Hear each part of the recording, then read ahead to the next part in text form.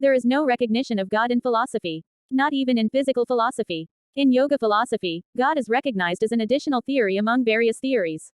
He does not even come close to the glory that the God of monotheism possesses.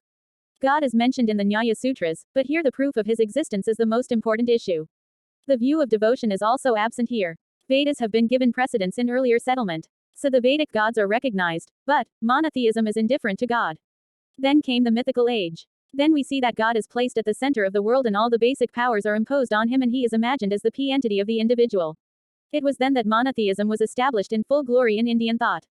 God is accepted as omnipotent and personal, taking the form of Shiva or Shakti or Vishnu or his avatars.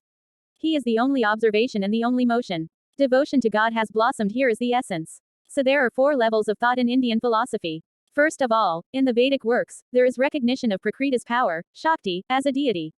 Religion age there coexisted queer, passive postures, though governed by practical necessity.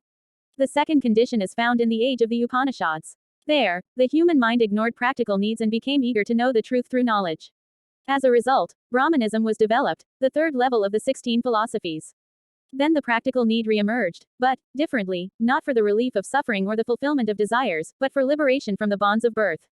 However, knowledge path has been adopted as its means. The last condition is found in the era of mythology. Then the best of the world vibrated as the god of the individual and unnecessary devotion to him became the practice of sadhana.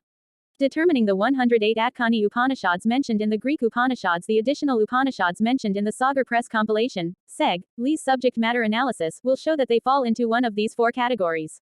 This will stand in that category. 1. Plaintiff's Upanishad. 2. Sanyasvadi Upanishads. The influence of Yoga Darshan on these is evident. 3. Yogavadi Upanishads.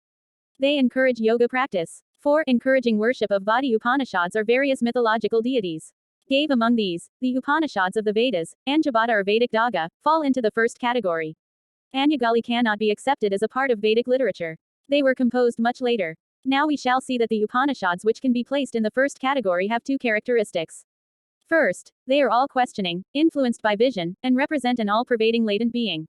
That is, they are Brahmanists. Secondly, they either perform yajna directly according to the Vedas or yakta according to tradition. Where they are directly instrumental with the Vedas, they belong to the Samhita portion or the Brahmanical portion or the Aranyaka portion of the Vedas.